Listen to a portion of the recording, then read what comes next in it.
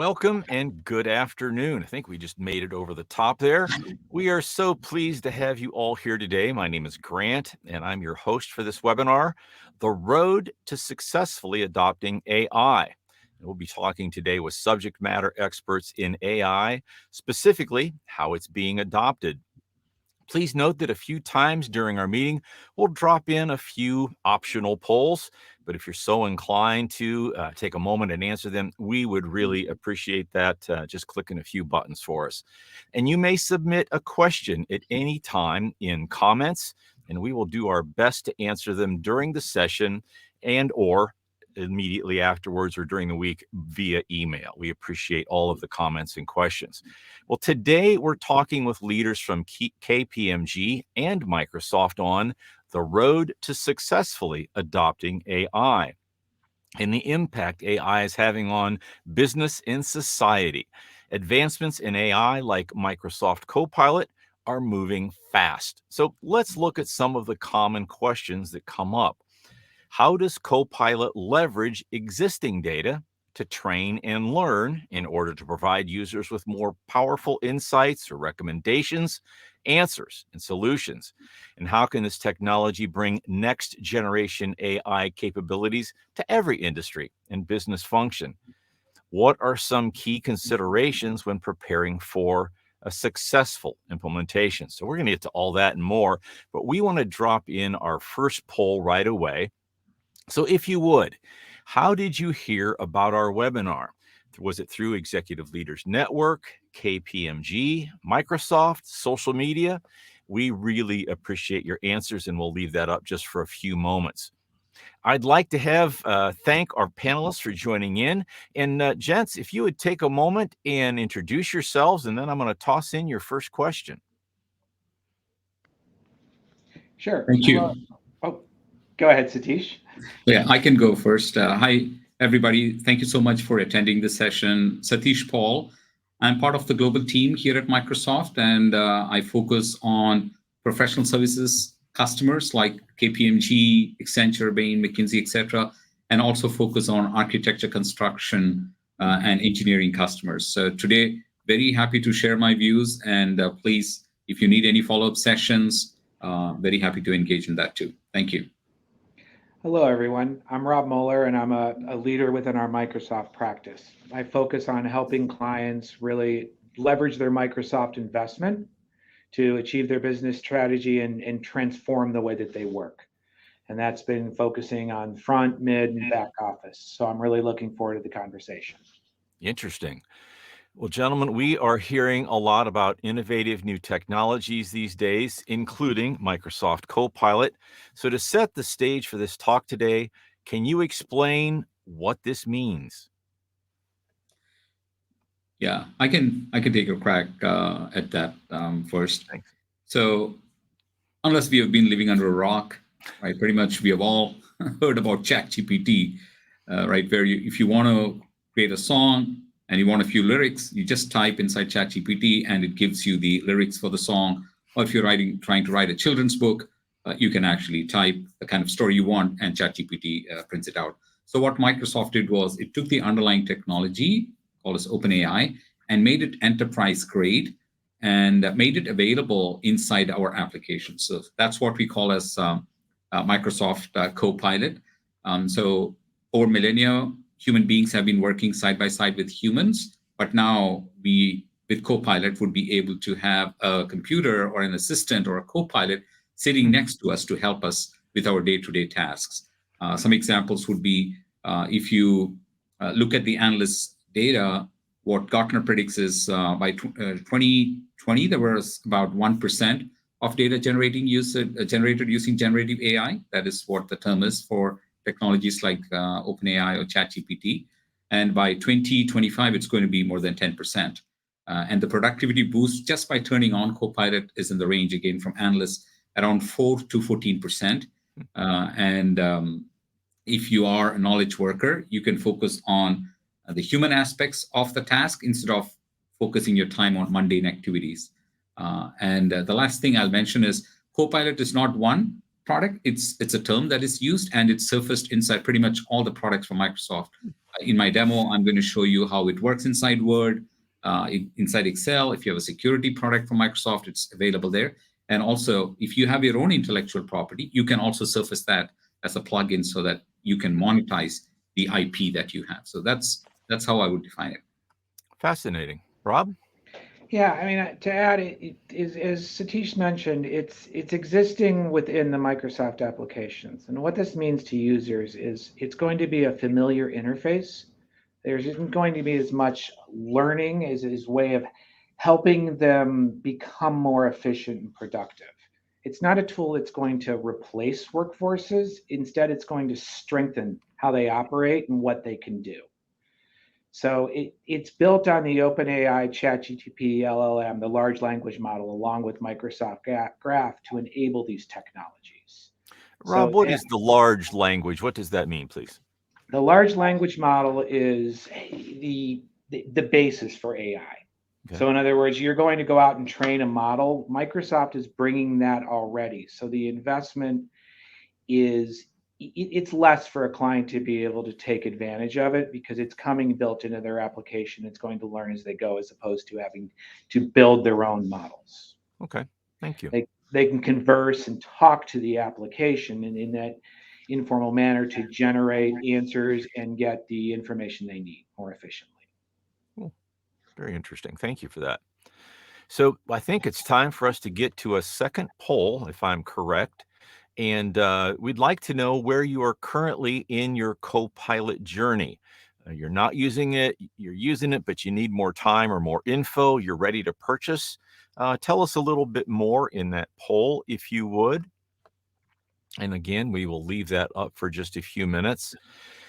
So, gentlemen, it sounds like this technology is presenting some exciting opportunities.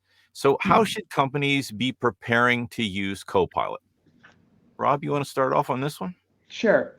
In 2023, KPMG did a Gen AI survey. And right now it looks that about 78% of respondents believe that Gen AI will help them drive innovation. 65% believe it will help them gain a competitive advantage. And 62% believe that it provides an opportunity for them to grow revenue share. So there's a lot of excitement and momentum. Now, at the same time, under 50% believe they are prepared to really get there with the tech talent and governance that they have in place.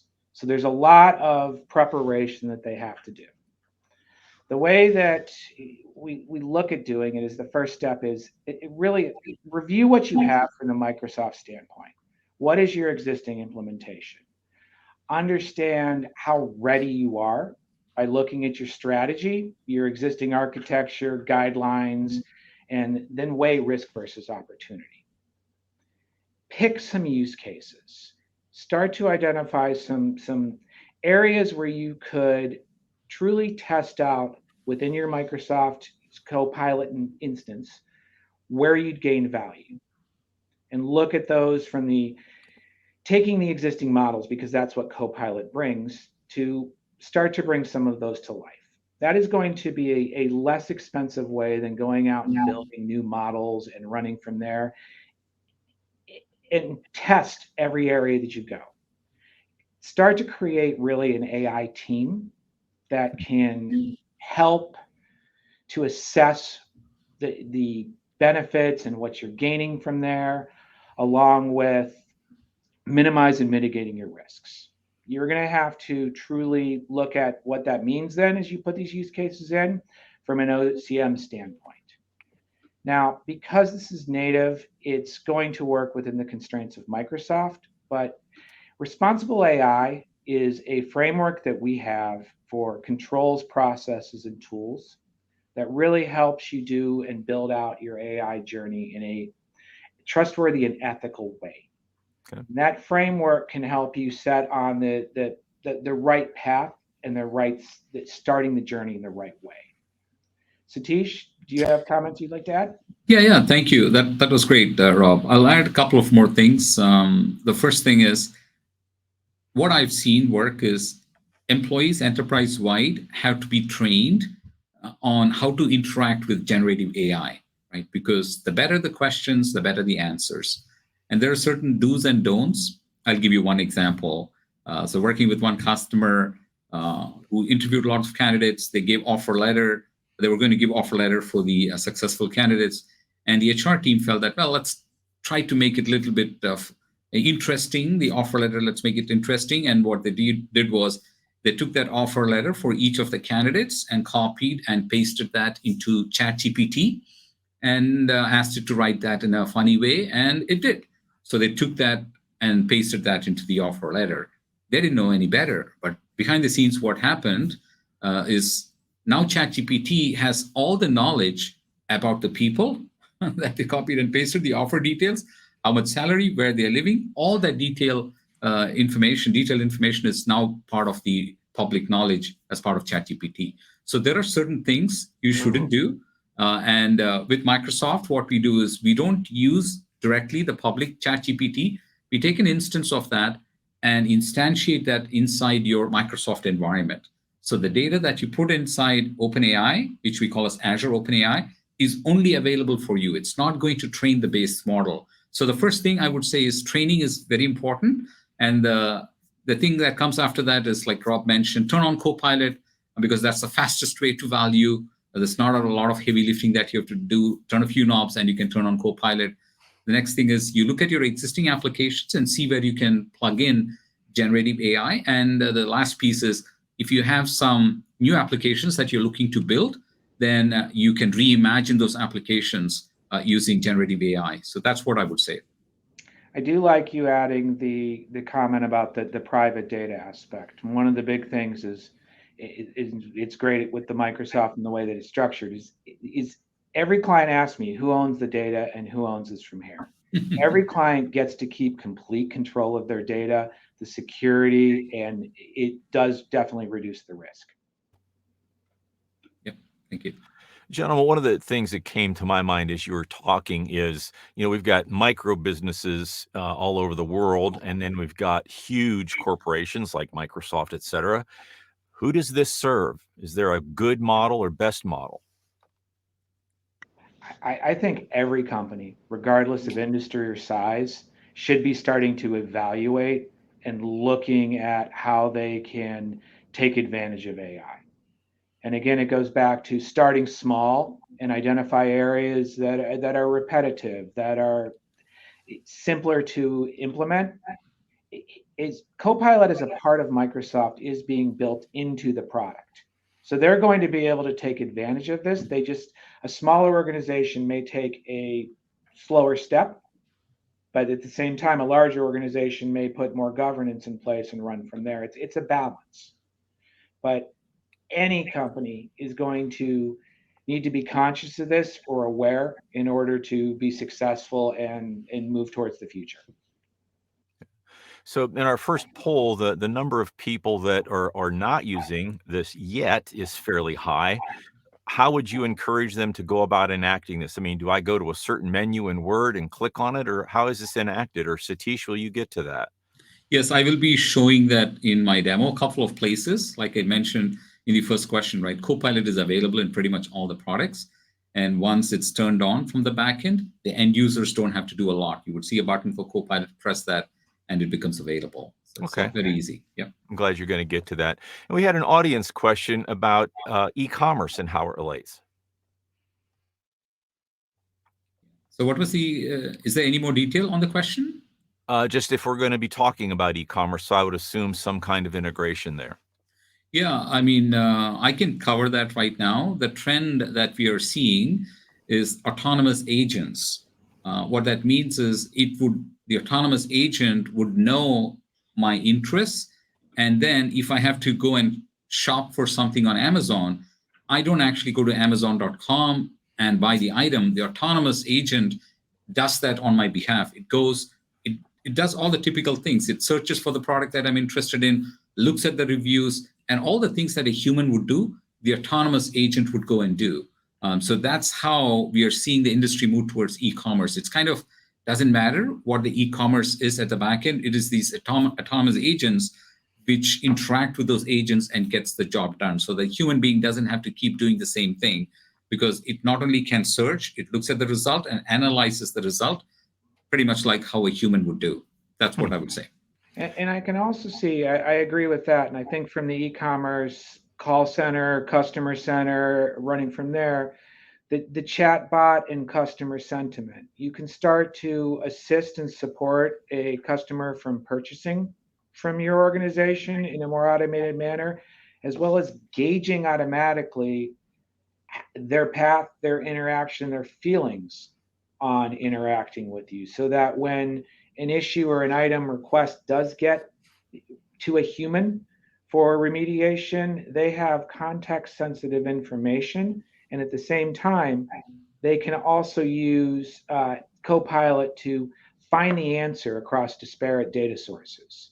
Okay. So, for example, if I'm in a manufacturing client and people want to come with a question about a part, I can use Copilot to search all of the information that I have available within my organization to automatically provide that information back with the most up-to-date information and help that customer be able to purchase from you. Okay, my burning question is there a plugin that when I go to Amazon, it will actually show the product I actually search for? I mean, not at this time. It's coming. That's where the development is happening, right? Where if you're in the browser or any kind of interface, it's like an assistant for you. Got it. Right. So yeah, it would know your interests, and you just tell it what you want, and it will go through the steps that you normally go through. Great. Well, let's move on with our questions here. Can you provide us with some examples of companies that are using Copilot to increase business value? Satish? Yeah. Thank you. Yeah, I can certainly go. And Copilot is not just for internal productivity scenarios, though that is a big part of what Copilot can help you with. It also can be revenue generating. So we have customers who provide payroll services, generating payroll for the employees. And there's a new service that they provided wherein the employee can upload their pay stub and ask questions, just like they would ask a CPA, but they could ask this Gen AI interface. For example, the employee says, well, I'm based out of Delaware. My business is, I'm located in Delaware, but I want to move into Florida. What is the tax impact? So those kinds of questions they would be able to ask and get the answer. So that's a revenue generating service that the company was able to roll out. And a couple of other examples, if you have knowledge inside your organization, the earlier way of getting to that information is you search and you get 1 million results, and it's your job to go through those 1 million results and figure out where in those 1 million results is the answer that you're looking for. But now using Gen AI, very quickly you would be able to point to that corpus of information and then get to that one answer looking at all the documents. So that's also a very, very low-hanging fruit. And finally, I think I'll cover that in my demo, where if you have an RFP which is coming in, that's the bane of our existence many times, right? You have RFPs coming in, you have to reply to that, and Gen AI could actually help you answer the RFPs a lot faster. It looks at the previous documents and drafts the rough draft of the output document, or even if it's a proposal that you're trying to create. So those are some of the examples that I've seen. Rob?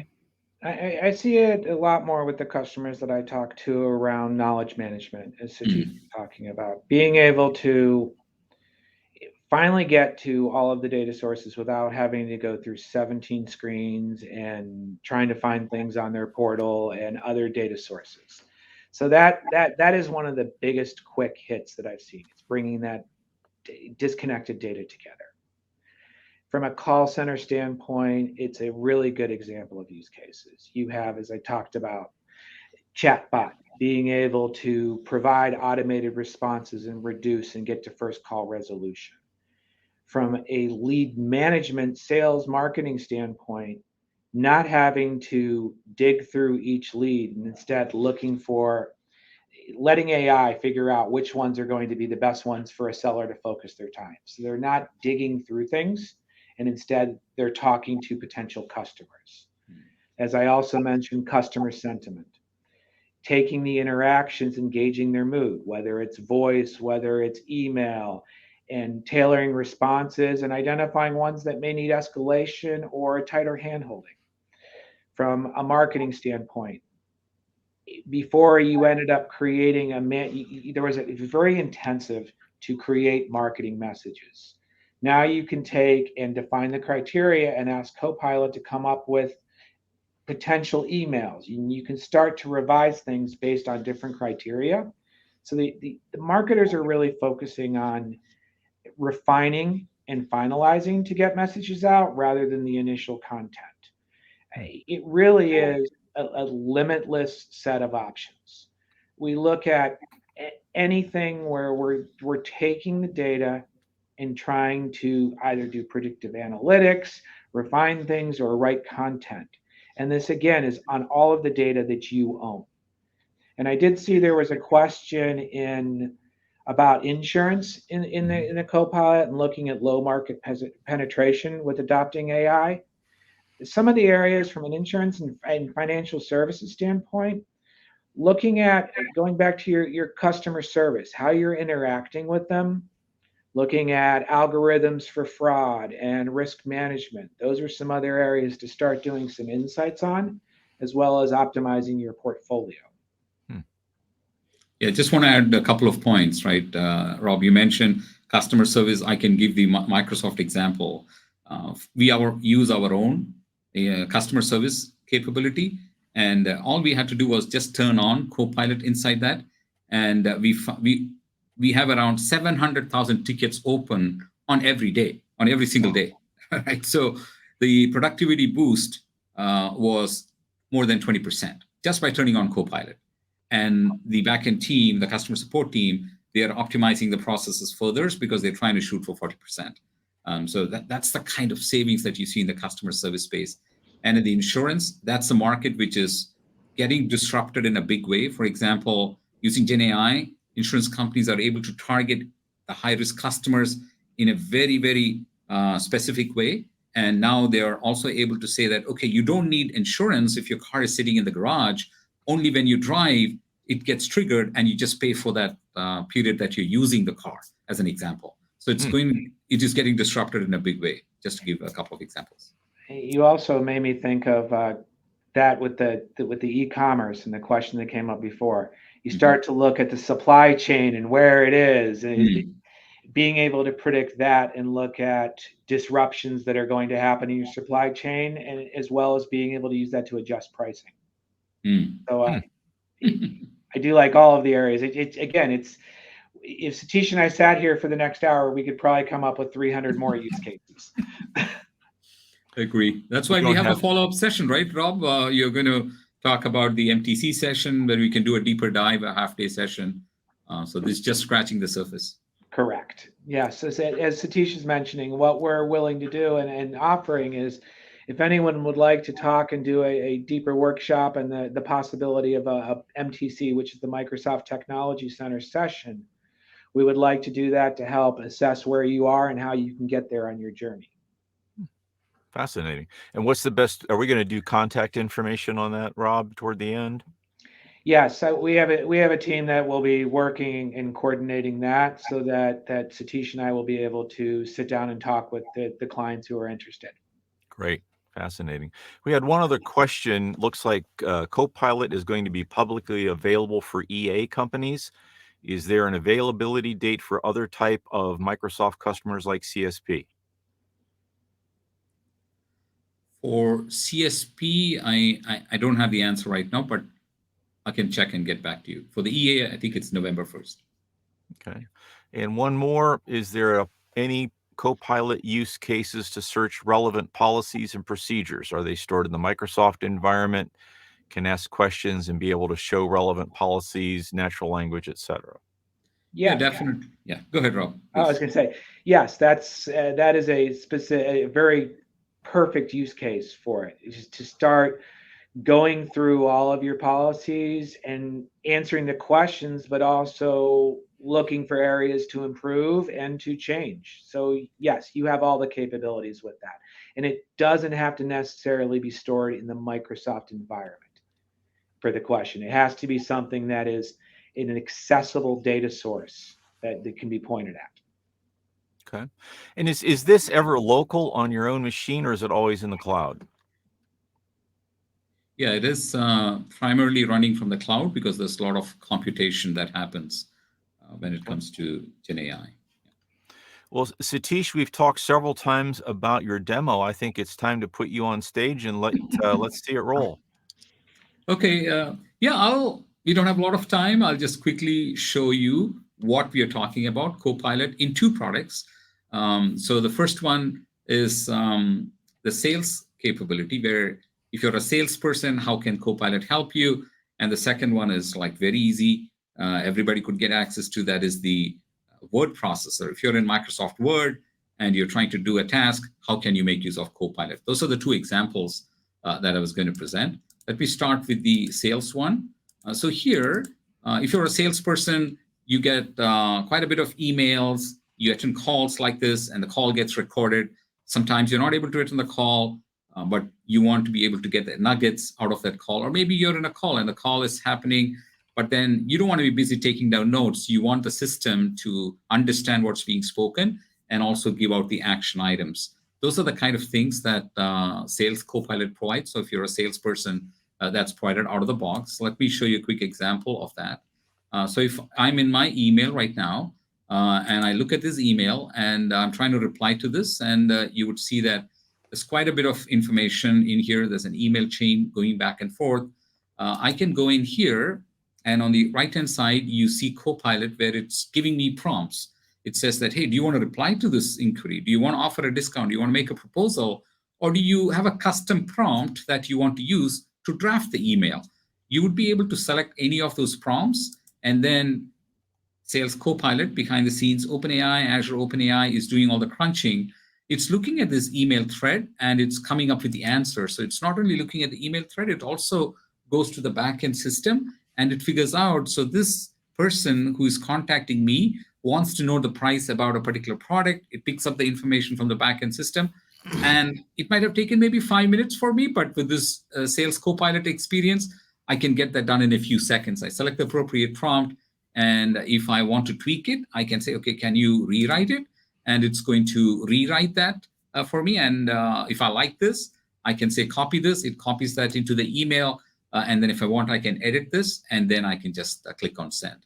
So this is the experience for the salesperson, where when they get these kinds of emails, and if they want to quickly draft an email, Copilot would be able to do that. Again, this is just one capability of what Sales Copilot can allow you to do. And then you also have the ability to do quite a bit of additional things. Let me go into this one. I'll go into my Word example here. So I'm in my Word document, and I have Copilot available. So that's the Copilot. Satish, we're not currently seeing your Microsoft Word document. We lost the screen somehow. Okay. Thank you for letting me know. Let me share now.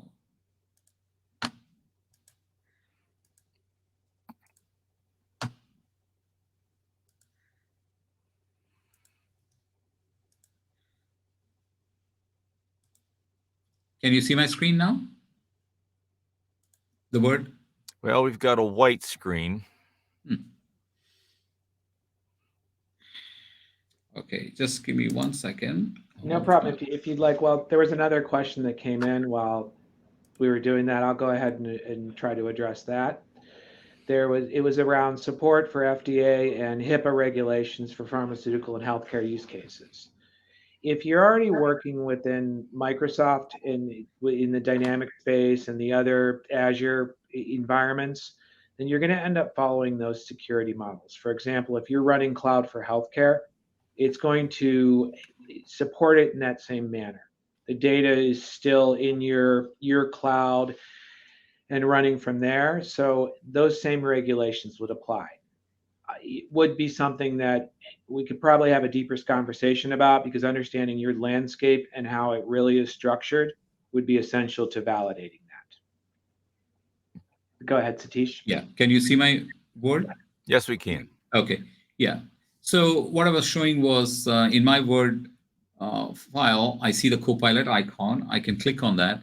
And when I'm inside this, the prompt comes up. And the prompt I can say is, hey, create an employment contract for a temporary hire based off New York law.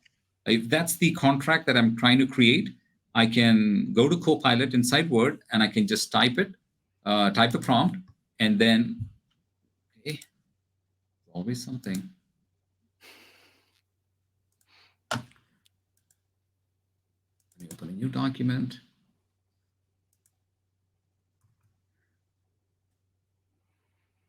Okay, so I pasted that prompt in there.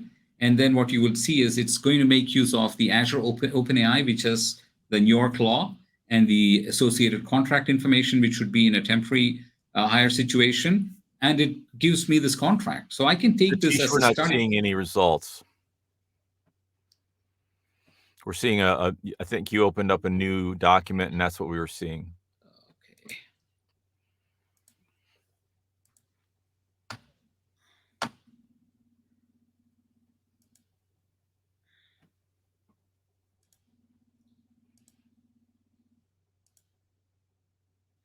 You should be seeing this contract Yep, now. there we go. Okay. Yeah. So I just put that into the prompt, and it immediately gave me this output. And this could be used as a starting point. And then if I wanted to tweak Copilot to tweak it, it will be able to tweak it. So that's how easy it is. Copilot is just sitting there. Whenever you need help, you can just click on that, and you would be able to leverage the capability that Copilot provides. So I just want to give you two examples, and it's available in pretty much all the products from Microsoft. And it really speeds things up for you. And many times, if you're trying to create a new application, you can totally reimagine the user experience, or you reimagine the kind of application that you're trying to build, making use of capabilities like this. That's a lot of time and a lot of grief right there. That's really wonderful. Did we want to go ahead and post our third poll in the background, gentlemen, if it didn't happen already? That third poll is, would you be interested in joining a live Copilot workshop at a Microsoft Training or Technology Center, MTC, in the future? And we would love to know of that, and we will follow up over the next short period of time, and make sure everybody's involved. Is that correct, gentlemen? Yes, and it'll be on a client by client, customer by customer basis. We're not going to do this as a broader one. What we want to do is do a deeper dive into where you are in the journey and how to get started. Very specific to that customer. Great. Okay, so I've got some other questions here. We've got plenty of time left. How do we get started? How does a company get started? So Rob, do you want to take that? Yeah, sure. please. Yes, this is my favorite part. It's that first workshop. Let's sit down and truly assess where you are, what you want to do to develop that roadmap and strategy. At that point, as we talked about, picking some areas to start with, but also looking at your data. I mean, if your environment and your data is in a bad state, there may be different inputs and precursors that have to be done to start. But that is really architecture, data, where you are as an organization, and what you can really be able to absorb. It's not something where you just turn it on and it runs. It's something where it's going to take care in feeding, and there needs to be a structured process in place.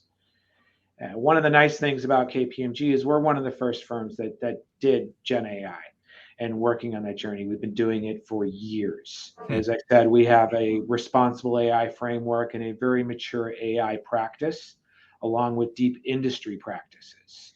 So we bring all of that power to sit down and assess and understand where you are, where you want to get, and come up with a comprehensive plan to get you there. Okay. So this isn't something like the thesaurus or the spell check. You just don't turn it on and start using it. It's going to require a little bit more. You could turn it on. I would not recommend that in other cases. I would really look at it goes back to the governance and the other aspects of it. It's a tool, and you need to be able to have the proper training and understanding on how to use the tool. Okay, and we've got a question on the law example you did, Satish. Is Yes. the law in public domain or stored internally? Yeah, it's pulling it up. It's pulling from the public domain. And this is the point I was mentioning in my first question. If you have custom IP, and that's what one of our customers, Thomson Reuters, they are big in the legal space. What they did was they took their IP and packaged that as a custom plugin. So the same way as I clicked on the Copilot, I would be able to leverage the Thomson Reuters and then it would go into all the knowledge repository information that is available from TR, and that would be used for crafting the contract. And that's a paid service, so you are able to monetize your IP. So it's not just the public domain, that's the one that I showed, but you can also package your information and you can tap into that when it will be more specific domain expertise. And the first question I think of is, do I still have to have an attorney go over it after it does all that? Yeah, I would say so. Yeah, that's why we don't call it autopilot. We call it co-pilot, right? The human is always the final decision maker. We can speed things up, but then the human has to approve it. So absolutely. Yeah, Gotcha. it is never a human replacement. Got it. People need to be trained and still verify. So how do you start small? And to me, it seems like you're going to have some size company so you can have some people dedicated to the AI journey or team. How do you create a strategy? How do you grow it? Is there? It really comes back to sitting down and developing that strategy. And we talked about the simple use cases and running from there. Start with understanding what you have, where you want to get to, and then pick some low risk areas. You do not want to run into some of the situations where you're trying to have it automate your legal answers and not have the oversight. You maybe want to respond to email queries and put in small chat bots and other isolated areas to start to measure time savings, accuracy, and efficiency, and then adjust and configure based on what you find. Okay. So it sounds to me like I think I want to do X with AI, but after a conversation with you, I realize it'd be nice to step back 1 time or 4 times and get this going first. And that probably is the value of the meeting. Is that accurate? Yeah, I mean, yes, it is. You're going to find how much time it takes to maintain and monitor and govern the pieces, along with what policies you need to change, and you're going to step in and iterate through that. Okay. So yes, I do think it needs to be a thoughtful approach as opposed to just jumping in and turning things on. Gotcha. Well, we want to remind everyone, I'm hoping we still have our poll up for those of you that might be interested in a live workshop. So if that is still up, and if it's not, maybe we can turn it back on. We can keep answering that because it sounds like that's the thing to do. So let's talk about ethics, ethical AI, responsible practices and frameworks at KPMG. Rob, you want to look at that? Sure. And as I mentioned, we have an entire responsible AI framework. It really, at a high level, you look at 8 areas that we cover in the whole practice around this. It's fairness. It's getting the data from free of bias. It is explainability, being able to understand and explain the documentation and the algorithms, the accountability, driving the ownership and responsibility across all of the life cycle. Security, that's a big one with everyone, is making sure that you're not getting unauthorized access or corruption to the data, along with the privacy aspect. Every organization is concerned with making sure their data is private and compliant. You have to then as well weigh in the safety, making sure there isn't a negative impact to humans, to property, to environment, and et cetera. And all along that, the data needs to maintain integrity. So you have to have trust with that data, and it has to have reliability. So those are the top level areas, and those are the tools to truly develop in a trustworthy and ethical manner. And that gets you to the ability to accelerate value. And there's many more components to it that we would dig into deeper with and bring in the right people from that responsible AI lens. Okay.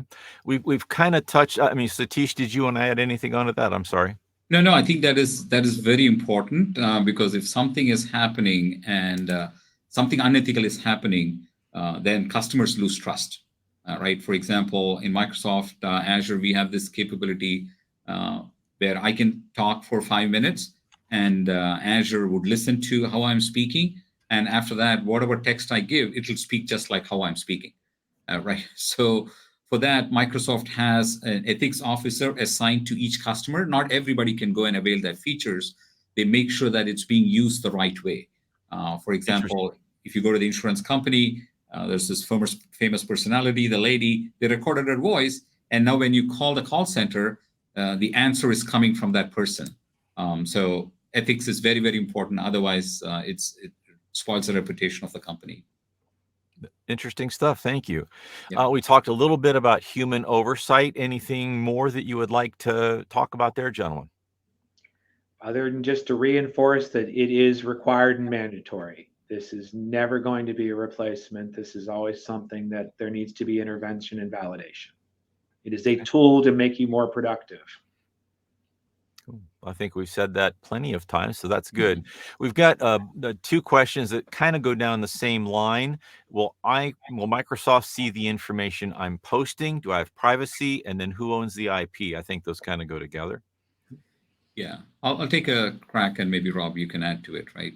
So when you are posting a question into our out-of-the-box services that we provide, like the Sales Copilot that I provide, that could be considered as a SaaS offering or software as a service offering. It's prepackaged, it's readily available. The same thing for Word example, the Word example that I showed, it's prepackaged. Or you can create custom, that's a lot more work.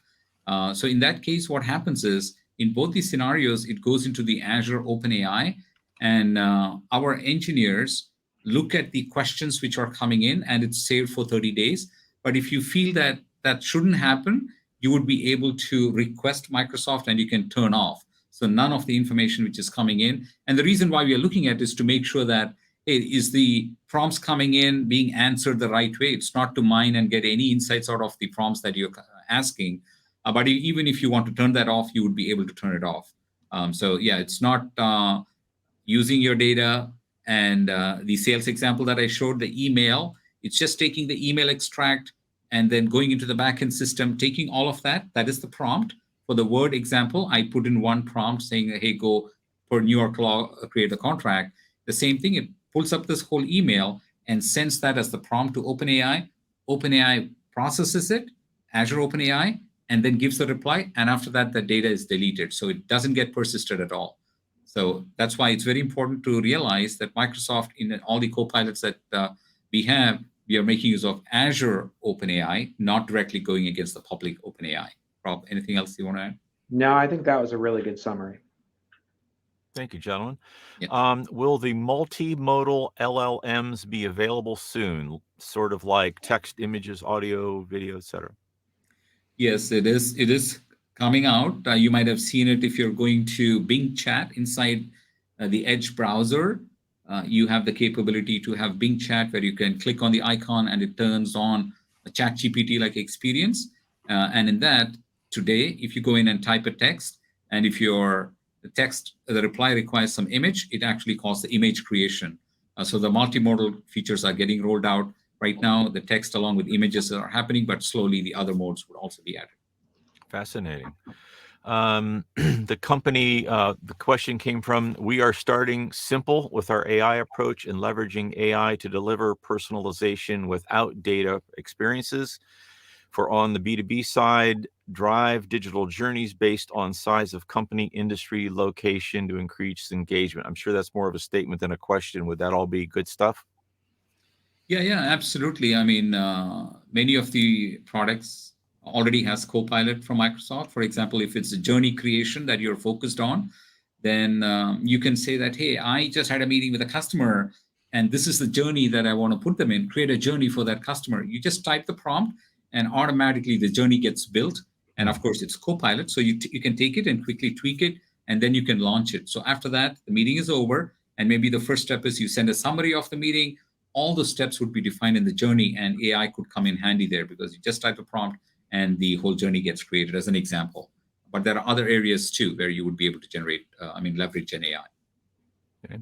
So if I'm someone in a fairly large company controlling all of my servers and all this data enterprise architecture, how is this going to impact that?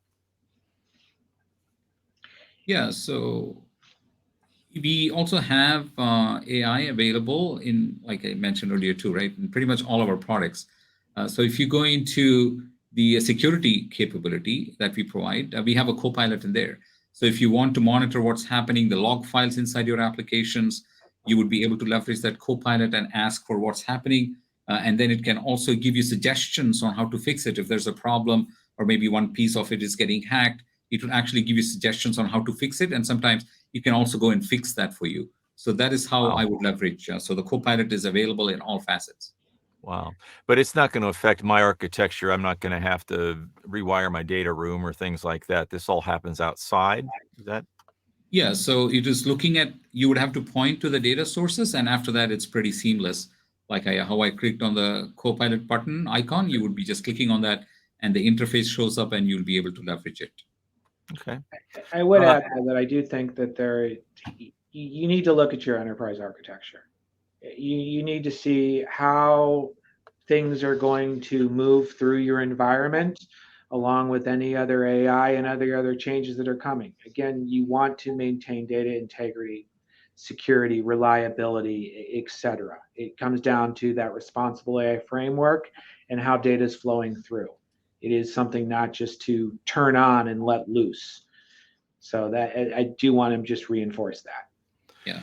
You just mentioned something, Rob, that I could see becoming a nightmare. One division or set of people over here decides to put on Copilot, and another one decides to put on this one, and all of a sudden you've got management issues of competing data. Is that a problem, or does that not happen? It could be.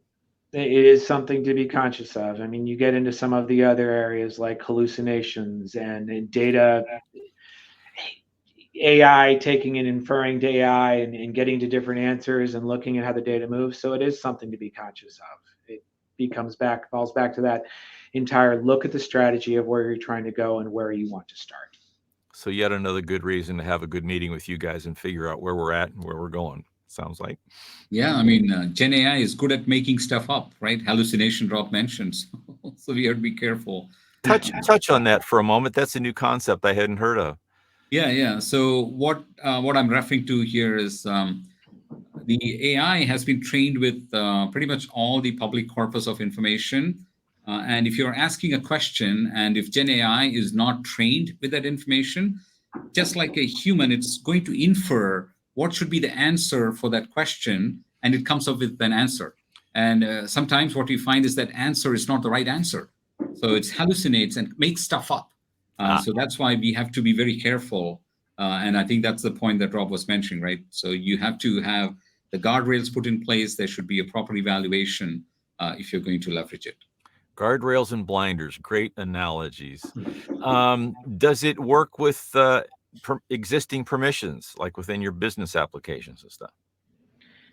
For example, if you're putting it in, if Copilot is being turned on within Dynamics Power Platform or CE and you're running from there, you're going to inherit that same security model. Same way across the permissions with the Office applications. It's still something that I would review and make sure that all of your security models are up to date within those tools, because you're putting new functionality in place. I have a vague question here that I'm not sure I understand. COE for AI. Center of Excellence. Okay. Help us with that. And yeah, and that's what we talked about earlier when you're getting started, setting up that governance and that team, and you could establish it as a COE to be able to help drive the adoption and the progression of your AI journey. Sounds like a creation of a roadmap, as it were, to a point. To some extent, yes. Okay. Yeah. Roadmap, and also on a day-to-day basis, what are the guardrails that you have to put in place so that the usage is monitored, and if there's some usage which is not recommended, then there is some correction mechanism. So yeah, I think KPMG would be providing those kinds of COE services to make sure that it's going the right way. Very good. Jerry wanted to know, are there any use cases regulators adopting AI in regulatory activities?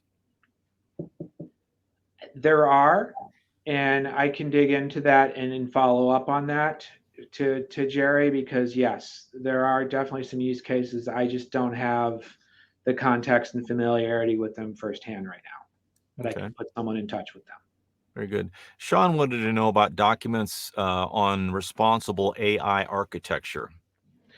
Yes, we have those as well as a part of the responsible AI framework and running from there. And we'd be happy to sit down and talk in that in more detail and bring in the people from that team. Great. Well, we want to encourage our audience. We have several minutes left here. If you have any other questions, gentlemen, is there anything you'd like to loop back on or expand on that you think is important? I think, go ahead, Satish. No, please go ahead, Rob. I was going to say, I think it's been a good conversation, and the questions have been great. And I think we've covered a broad area of topics. So I appreciate and thank everyone for attending.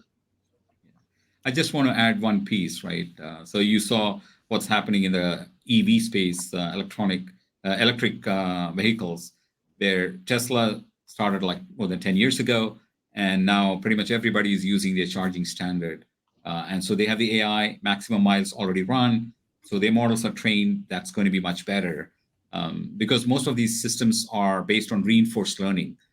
So if you are, let's say, doing tax filing, and if you're able to train your model with more customer scenarios, so your model is going to be much better than your competition who started late. So you might want to really look at it early so that you're not left behind, because after a point you just cannot catch up. All right, because the new entrants or the people who went in first, they were able to train their models, and it's far advanced than what you have. So you might want to seriously look at it and see if you're interested in adopting it. Those are solid points, Satish. Cheryl came up with one. Any best practices to share for financial institutions on treading safely? I think a lot of the ones that we've talked about, first of all, the way that you start and looking at how you're going to govern it. With the financial data and institutions, I'm working with one now, and that is always top of mind. It is a process of stepping slowly through and not trying to do too much because of the aversion to risk. So it's just like a healthcare organization, and the ones that I work with from that, it is a very methodical and well thought out process to identify an area, move into it, test, adjust, and then continue. So it's not a getting from 0 to 100 in a short time. It is a little longer of a journey. Okay. I have another question from the audience. Can users use Copilot on customer-facing agents? Yeah, they can, right? So if it's a chat bot that you have created, then you would be able to surface that, and they would be able to interact with that. And you also have the ability for creating your own Copilot experience, and then you could be surfacing that inside your own applications. Yeah. Fascinating. There was one more question that I don't think got addressed. Okay. It was the company. Do companies own the IP rights to the generated materials? That is probably something to talk to with your legal representation and your legal department within an organization, because I don't think Satish or I are comfortable being attorneys and understanding where the sources are, but it is something that is beyond the technology and more of a legal decision. Yeah. I just want to add one point there, right? From Microsoft side, because that is a big concern, right? There's a lot of data, public domain, which has been used to train the model. But now if you take that data and then you generate some new document or some new image or new content, are you going to get sued by somebody who is the original owner, even though it was in the public domain? So Microsoft provides legal indemnity. That's something that is provided. So maybe you can speak with your Microsoft folks, and they'll be able to share more details on that. So we try to protect our customers, saying that, hey, if you're using Azure OpenAI and something happens and somebody comes after you, Microsoft has it covered. Okay, great. Which industries are slow adopters, and what are the roadblocks? One industry that sticks out in my mind is healthcare. It is something, because of the risk, and HIPAA is the privacy aspect. It is going to be a slower journey for them. Technology companies, I see the exact opposite. They're going to be the early adopters and running faster on it. So it's the same way that I would compare it to when cloud migration started. The organizations that were slow to move to the cloud may be the ones that are slower, and those industries may be the ones that are slower to move towards AI. But with the amount of clients and the industries that I talk to, it isn't that in every space, clients are either wanting to get prepared or wanting to start. I'll just add one point to that. What I see is when the industry is more manual in nature, where there's the information or the IP is not captured in documents or systems, then they're slow to adopt because there's no corpus of information that they can point to. They're all going to get disrupted, but there's a little bit of slowness when it comes to those industries, is what I see. Great. Well, gentlemen, we're coming to a close on our time here. I'm going to give you one last chance for a wrap. Anything else to hit? No, but other than we'd be happy and look forward to sitting down and doing a workshop and an MTC session with people. Great. Great. Well, we'd like to thank both of you, Rob Moeller from KPMG and Satish Paul from Microsoft, for your expertise today, the Executive Leaders Network team for arranging the event, and most importantly, to you, the delegates and guests, who without your participation, these events would not be able to take place. Over the next few days, the KPMG team will reach out to you to invite you to continue this conversation, as it's been offered many times, and address any other questions that may have not been answered. I can't imagine what, but probably very specific stuff, and that's what we'll do.